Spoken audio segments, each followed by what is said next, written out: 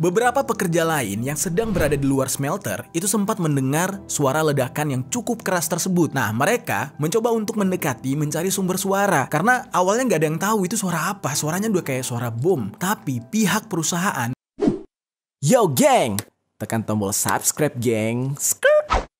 Hey yo, what's good? Welcome back to Kamar Jerry.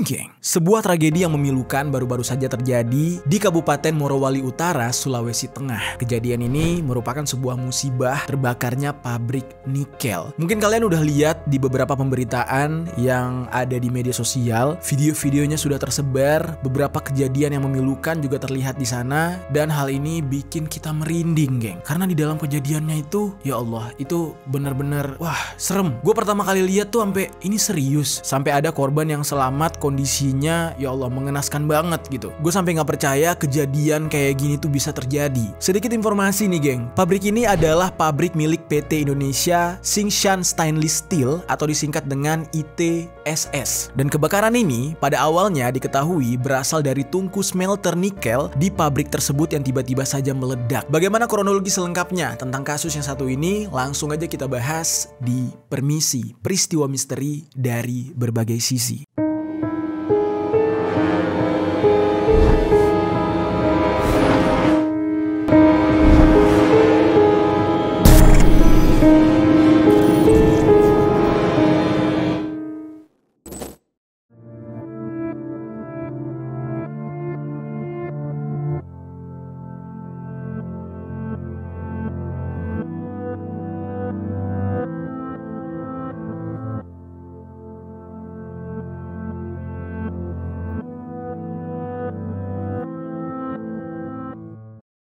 Oke, kita langsung masuk ke kronologi kejadian nih, geng.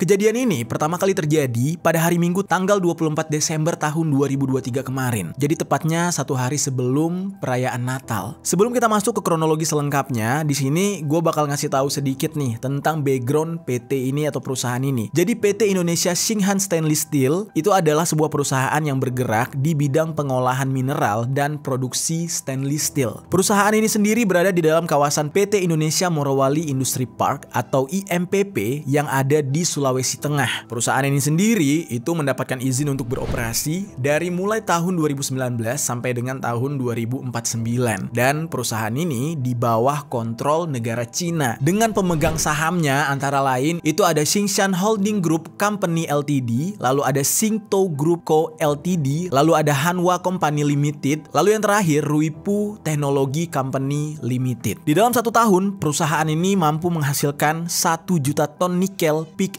iron atau yang disingkat dengan NPI. Jadi memang pabrik nikel dalam skala besar, geng. Perusahaan besar.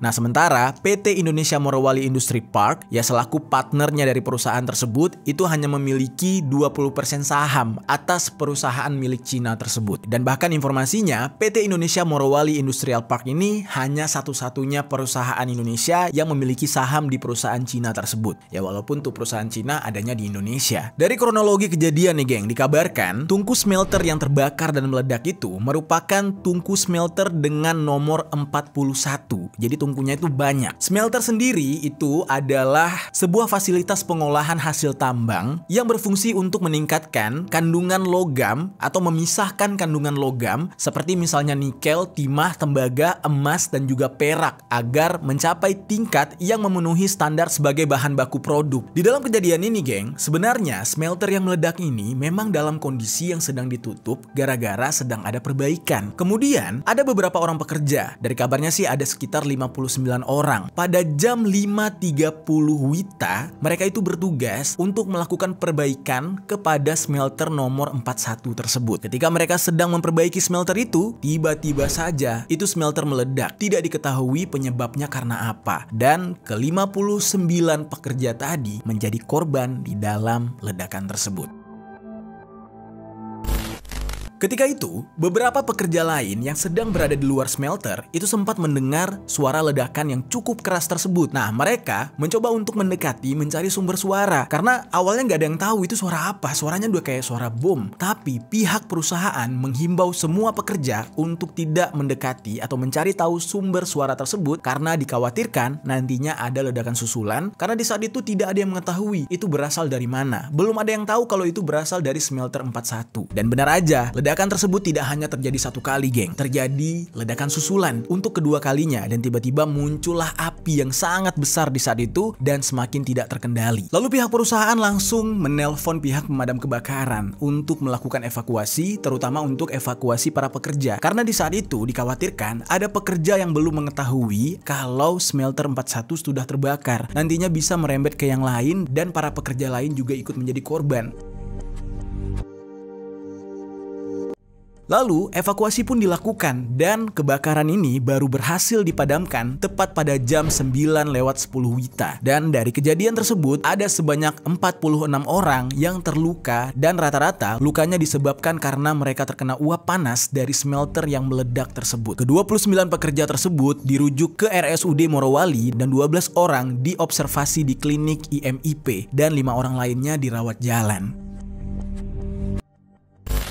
Lalu berdasarkan keterangan dari Head Media Relation PT IMIP yang bernama Deddy Kurniawan, dikatakan penyebab meledaknya smelter nomor 41 ini itu gara-gara adanya kecelakaan kerja dari para pekerja yang sedang memperbaiki smelter tersebut. Nah, dikatakan terdapat sisa slag atau terak dalam tungku yang keluar. Slag atau terak ini dijelaskan itu kayak semacam limbah gitu, geng. Yang mana limbah ini dihasilkan dari proses pembakaran pengolahan barang tambang dan limbah tersebut sangat mudah sekali terbakar. Nah, ini koreksi gue nih kalau salah dalam menjelaskan hal tersebut. Karena ini memang di luar keilmuan dan pengetahuan gue gitu ya. Gue hanya mengambil dari beberapa potongan informasi. Lalu geng, di saat kejadian itu, slag atau terak ini bersentuhan dengan barang-barang yang mudah terbakar di lokasi para pekerja tersebut. Dinding dari tungku smelter itu sampai runtuh dan sisa dari slag yang ada di dalam tungku berhasil keluar sehingga menyebabkan kebakaran dan ledakan. Dan karena memang para pekerja di sana sedang memperbaiki smelter tersebut, otomatis di sekitar smelter itu banyak terdapat tabung gas oksigen untuk membantu pernapasan para pekerja. Nah, tabung oksigen tersebut terkena panas api, terkena percikan api hingga menambah ledakan semakin membesar. Makanya ledakan yang terjadi tidak hanya sekali. Ada ledakan susulan yang berasal dari tabung-tabung oksigen. Lalu geng, di dalam kejadian itu kalian bisa lihat sebuah video yang dimana terlihat beberapa pekerja itu sempat melarikan diri dari tempat kejadian dengan cara melompat dari lantai yang cukup tinggi. Mereka langsung berlari menjauhi api dan beberapa dari mereka yang setelah melompat ternyata tidak sanggup berdiri lagi, akhirnya terbaring di atas aspal. Dan di saat itu beberapa pekerja yang tidak sanggup lagi berlari karena kehabisan nafas, di dalam sana itu asapnya tebal banget, mereka kehabisan oksigen sehingga mereka tidak dapat menyelamatkan diri. Dan update terakhir tentang kejadian ini dikatakan jumlah korban jiwa dalam musibah tersebut itu sebanyak 19 orang meninggal dunia yang terdiri dari 11 warga negara Indonesia dan 8 warga negara asing.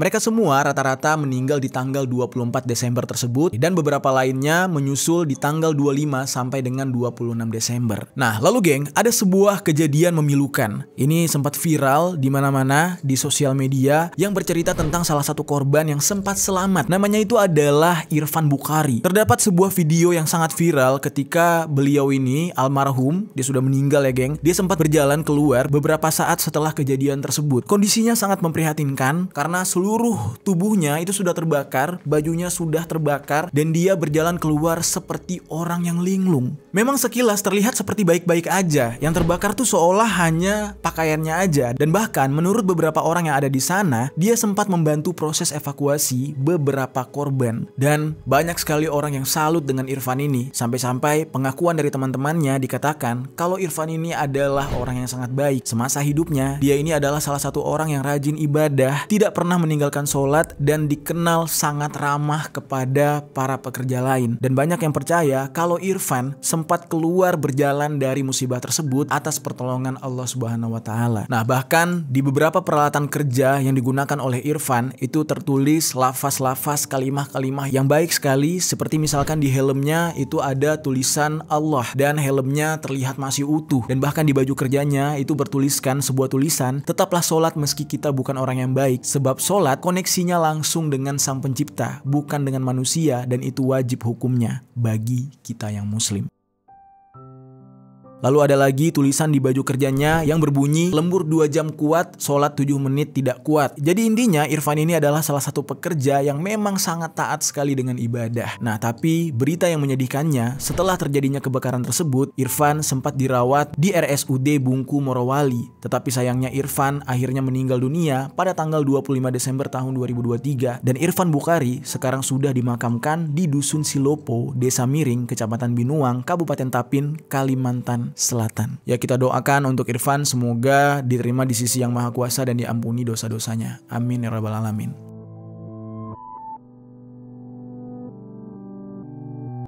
Dan untuk saat ini kabarnya semua korban sudah diterbangkan, sudah dipulangkan ke keluarga masing-masing, geng. Di dalam kejadian memilukan ini, Indonesia benar-benar berduka karena kejadian ini merupakan musibah yang begitu menyeramkan. Ya, bagaimana enggak, para pekerja yang niatnya sedang bekerja untuk menafkahi keluarga mereka harus menjadi korban dalam kecelakaan yang mengenaskan.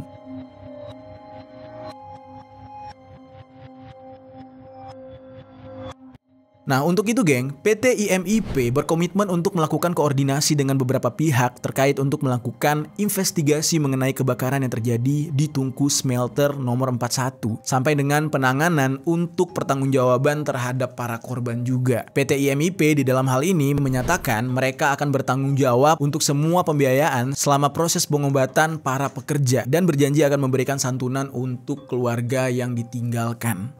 Dan untuk itu geng, sebenarnya beberapa pihak otoritas setempat yang ada di daerah Sulawesi Tengah, pemerintah lokal di sana sudah turun tangan, termasuk Kepala Dinas Tenaga Kerja dan Transmigrasinya, terus juga DPR-nya, semuanya udah turun untuk melakukan investigasi. Nah, tetapi gara-gara kejadian ini geng, imbasnya ada sekitar 300 pekerja di IMIP melakukan aksi unjuk rasa pada hari Rabu tanggal 27 Desember tahun 2023. Nah, para pekerja ini menuntut perusahaan untuk melakukan standar kerja yang lebih aman, karena di dalam pekerjaan yang mereka lakukan untuk perusahaan milik Cina ini, mereka merasa nyawa mereka benar-benar terancam. Dan menurut para pekerja, perusahaan seakan-akan lalai dalam melakukan perawatan dan pemeliharaan terhadap fasilitas-fasilitas yang ada di pabrik tersebut. Nah, para pekerja mendesak perusahaan agar lebih peduli dan memfokuskan pemeliharaan sarana dan prasarana operasional dengan baik, lalu menambah jalur evakuasi, pemadam kebakaran, sampai dengan klinik kesehatan untuk menangani keadaan darurat seperti ini.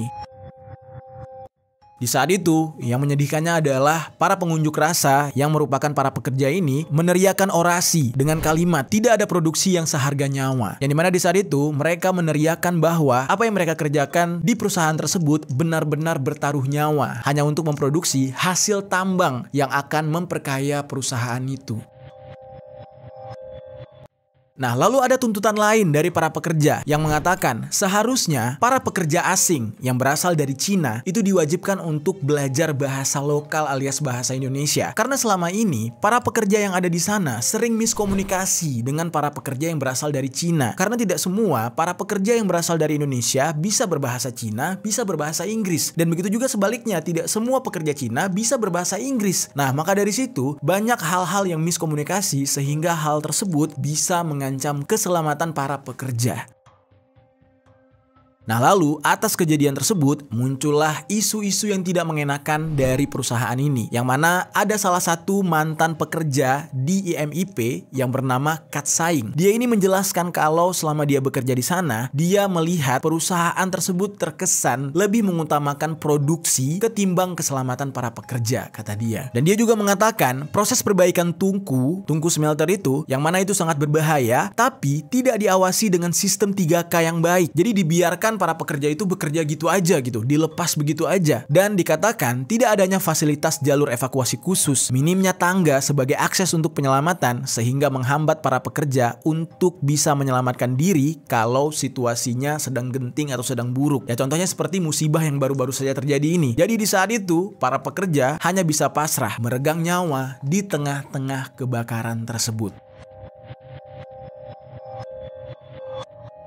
Nah, lalu mantan pekerja ini juga menceritakan para pekerja yang diangkat sebagai K3 atau K3 itu tidak memiliki lisensi, jadi tidak memiliki izin yang sah. Jadi perusahaan main tunjuk-tunjuk aja, tidak ada training atau pelatihan sebelumnya. Dan si mantan pekerja yang bernama Kat Saing ini menjelaskan dia sudah bekerja di perusahaan tersebut selama 8 tahun dan dia belum pernah melihat uji kelayakan dari alat-alat operasional yang sehari-hari mereka gunakan di sana. Jadi selama mereka bekerja di sana, mereka benar-benar mempertaruhkan nyawa mereka dan setiap hari mereka harus menghadapi bahaya ketika produksi. Sementara perusahaan hanya mau tahu produksinya banyak, hasilnya banyak dan mereka untung. Dan selama ini para pekerja sudah sering berusaha untuk menyuarakan permasalahan tersebut. Cuma sayangnya tidak pernah ditanggapi. Sampai pada akhirnya terjadilah musibah yang mengerikan ini.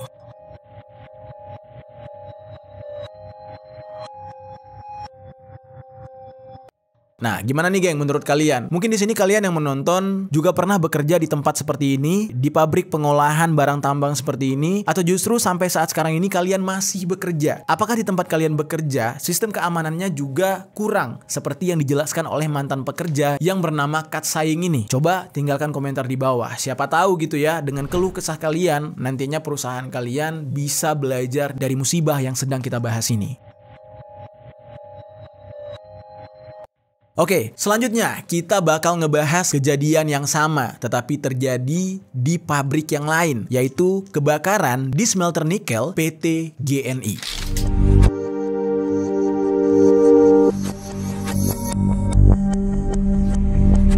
Kejadian kali ini geng terjadi 2 hari sebelum kejadian kebakaran yang terjadi di smelter nikel PT ITSS tadi, yang mana ini tepatnya terjadi pada tanggal 22 Desember tahun 2023. Kejadian ini dialami oleh sebuah PT yang bernama Gunbuster Nickel Industry atau disingkat dengan GNI atau GNI. Lokasinya sama-sama berada di daerah Morowali Utara, Sulawesi Tengah. Wah, kok bisa nih? Hanya berselang waktu beberapa hari terjadi musibah yang sama.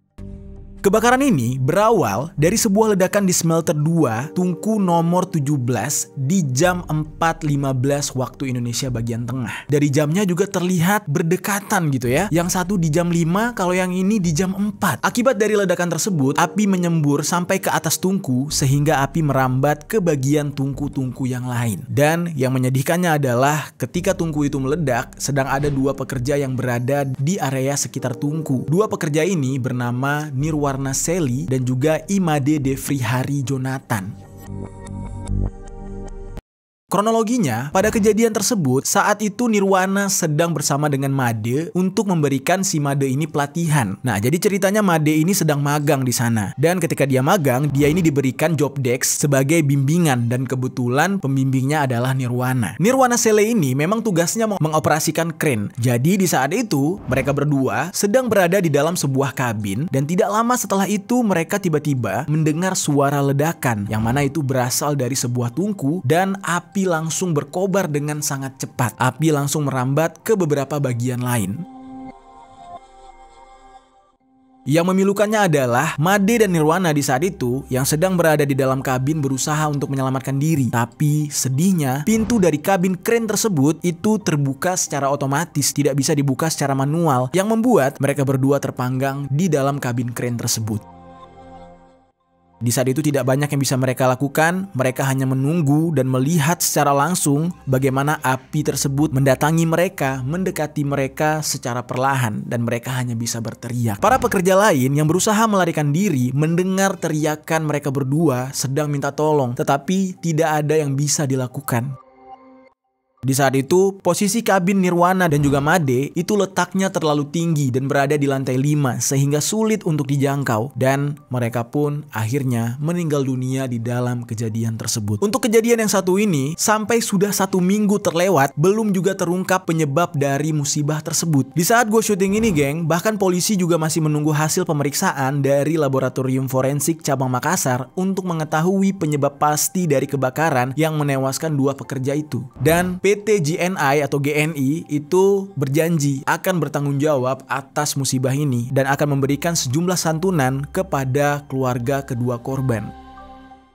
Nah, lalu geng, belum selesai permasalahan yang pertama. Tiba-tiba terjadi lagi kebakaran atau ledakan di PT yang sama, yaitu PT GNI ini lagi. Dan kali ini terjadi pada tanggal 28 Desember. Jadi baru 2 hari yang lalu ketika gue syuting konten ini. Terjadinya di jam-jam yang mirip-mirip. Kalau yang sebelumnya terjadi di jam 4, ini kali ini terjadi pada jam 5.22 waktu Indonesia bagian tengah. Untuk kali ini lokasi kebakarannya berada di daerah gudang Ore Strip 4 jalur 19-21 smelter 2. Nah, kebakaran kali ini terjadi karena kecelakaan para pekerja yang memang sedang mengelas di strip 4 lantai 5. Nah, penyebab dari kebakaran tersebut adalah percikan api dari las mengenai karet strip sehingga mengakibatkan karet terbakar dan menjalar sampai ke lantai dasar. Nah, lalu di saat itu ada seorang tenaga kerja asing yang berusaha untuk memadamkan api, tapi dia malah menyiramkan 1 kaleng oli dan 5 liter cat ke percikan api. Ya jelas saja hal ini blunder gitu ya. Oli dan cat bukan untuk memadamkan api, yang ada malah menyulut api jauh lebih besar. Dan akhirnya, kesalahan dari pekerja asing ini membuat api semakin besar dan menjalar ke pita karet yang ada di jalur 21 strip 4. Tetapi untungnya, kebakaran kali ini hanyalah kebakaran aja, tidak terjadi ledakan. Dan yang terbakar adalah trip karet dan trip plastik. Nah, lalu pihak perusahaan langsung memanggil pemadam kebakaran untuk memadamkan api, dan api baru berhasil dipadamkan pada pukul 18.00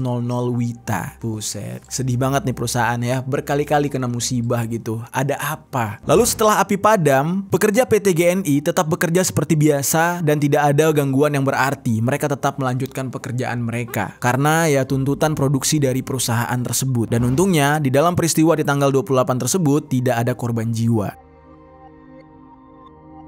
Kebakaran di smelter nikel PT GNI ini bukanlah kecelakaan pertama yang pernah terjadi di PT tersebut. Menurut informasi yang gue dapatkan nih ya, dari Tren Asia, dikatakan organisasi masyarakat sipil yang bergerak di bidang transformasi energi dan pembangunan berkelanjutan, kecelakaan kerja pertama di PT ini itu menimpa seorang operator alat berat berinisial HR, umurnya masih 25 tahun, yang ditemukan tertimbun longsor bersama eskavator pada tanggal 10 Juni tahun 2020 silam. Yang bikin mirisnya adalah ternyata HR ini sudah tertimbun selama 2 hari, yaitu sejak tanggal 8 Juni tahun 2020 dan kejadiannya pada pukul 20.00 WITA. Kok bisa nggak ada yang tahu? Udah 2 hari loh. Nah, lalu setelah itu ada kejadian lain lagi, yaitu kecelakaan yang terjadi kepada pekerja yang bernama Nasir berusia 41 tahun, yang mana dia terseret longsor pada tanggal 24 Juni tahun 2020 setelah dia mengoperasikan bulldozer tanpa adanya lampu penerangan di tengah-tengah malam. Karena minimnya penerangan dan kondisi yang gelap gulita di saat itu membuat dia beserta dengan buldozernya itu terjun ke air sedalam 26 meter. Wah, gila banget, kecelakaannya fatal banget geng. Nah, lalu setelah itu ada kejadian lain lagi, yaitu yang dialami oleh pekerja yang bernama Ali Farhan. Dia ini berusia 21 tahun yang baru bekerja selama 3 minggu di PT tersebut. Dia tiba-tiba hilang ketika sedang bekerja dengan pekerja lain di Tungku 6 smelter 1. Lalu beberapa hari kemudian dia tiba-tiba ditemukan tidak bernyawa setelah ternyata terjatuh di sebelah kontrol tuas mesin hidrolik, dan dia diduga tercebur ke area pembuangan slag yang sangat panas atau limbah dari pengolahan tambang yang panas banget. Wah, ini gimana ya geng ya? Kok bisa sefatal ini kecelakaan kerjanya? Nah, lalu pihak pemerintah lokal, yaitu Ketua DPRD Sulawesi Tenggara yang bernama Muhammad Safri, itu meminta Disnaker Provinsi Sulawesi Tengah untuk melakukan investigasi ke perusahaan tersebut atas terjadinya kecelakaan kecelakaan yang fatal itu. Dan ternyata setelah pihak Disnaker datang ke sana, betapa kagetnya mereka karena mereka menemukan kalau para pekerja bekerja di sana tidak dilengkapi dengan alat pelindung diri, kesehatan, dan keselamatan kerja atau APD K3. Yang mana APD K3 ini seharusnya disediakan oleh perusahaan tersebut. Jadi logiknya nih ya, kalau APD K3 tersebut tidak disediakan oleh perusahaan, mau tidak mau kan para pekerja sendiri yang harus menyediakan semua perlengkapan itu. Padahal itu seharusnya adalah syarat dan fasilitas yang disediakan, yang harus banget disediakan oleh perusahaan itu sendiri. Dan akibatnya adalah ya para pekerja yang harus membeli sendiri udah pasti sayang-sayang duit gitu ya. Pasti mereka enggan untuk membeli alat keselamatan kerja tersebut. Otomatis mereka pun bekerja dengan peralatan seadanya, ya yang mana keselamatan mereka tidak terjamin. Nah, di dalam hal ini, Ketua DPRD Sulawesi Tenggara yang bernama Muhammad Safri meminta agar aparat penegak hukum untuk melakukan pengusutan tuntas mengenai prosedur keselamatan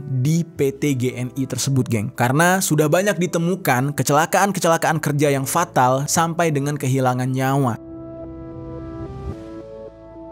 Oke, itu dia geng, beberapa kejadian tentang kebakaran smelter atau pabrik pengolahan nikel, pabrik pengolahan mineral yang ada di Sulawesi Tengah. Kita doakan semoga para korban yang sudah meninggal dunia diberikan tempat terbaik, diampuni dosa-dosanya, dan diterima amal ibadahnya. Amin ya rabbal alamin. Al-Fatihah untuk para korban. Dan semoga perusahaan-perusahaan yang ada di Indonesia yang notabene pekerjanya adalah saudara-saudara kita sebangsa dan setanah air, itu lebih memperhatikan lagi keselamatan para pekerja.